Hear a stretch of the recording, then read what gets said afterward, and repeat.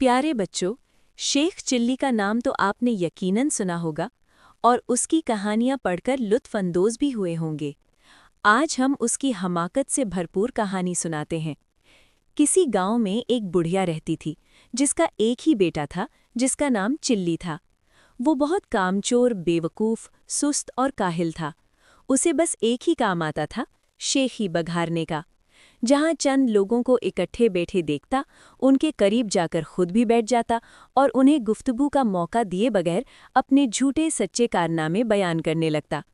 गांव के लोग उसकी इस आदत से बहुत तंग थे और उसका नाम ही शेख चिल्ली रख दिया था।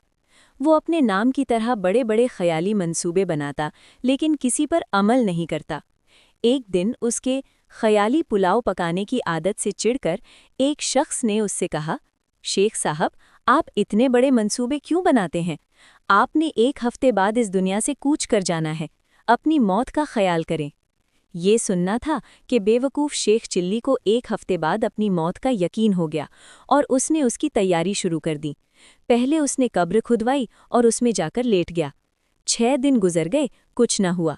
7वें रोज़ शेख चिल्ली ने सोचा कि ये उस शख्स के बताए हुए एक हफ्ते का आखिरी दिन है, शायद अब मौत का फरिश्ता आने वाला है।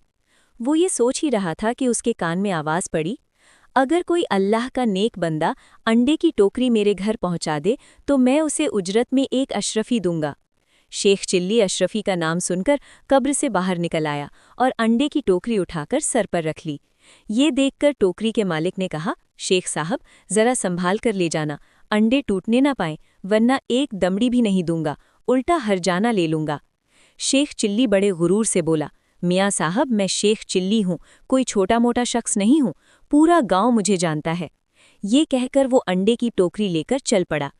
ख्याली पुलाव पकाने की तो आदत थी ही, सर पर अंडों की टोकरी रखकर रास्ता चलते हुए उसकी जहनी रूह बहक गई और लगा ख्याली पुलाव पकाने। अंडे पहुंचाने की मजदूरी मुझे एक अशरफी मिलेगी, बड़ी रकम है, इससे मैं मुर्गी खरीदूंगा, वो अंडे देगी, अंडे बेचकर बकरी लूंगा जो बच्चे देगी, बकरी के बच्चे बेचकर गाय लूंगा, गाय दूध देगी, मेरे बच्चे दूध मांगेंगे तो मैं उनसे कहूंगा, ये लो दूध। इतना कहते हुए उसने टोकरा पकड़े दोनों हाथ हटा लिए, जिसकी वजह से वो जमीन पर गिर पड़ा और सारे अंडे टूट गए। अंडे के मालिक ने जब ये मंजर देखा तो वो आहो बका करते हुए बोला, हाय मेरे अंडे। दूसरी तरफ शेख चिल्ली रोते हुए दहाई दे रहा था, हाय मेरे बच्चे।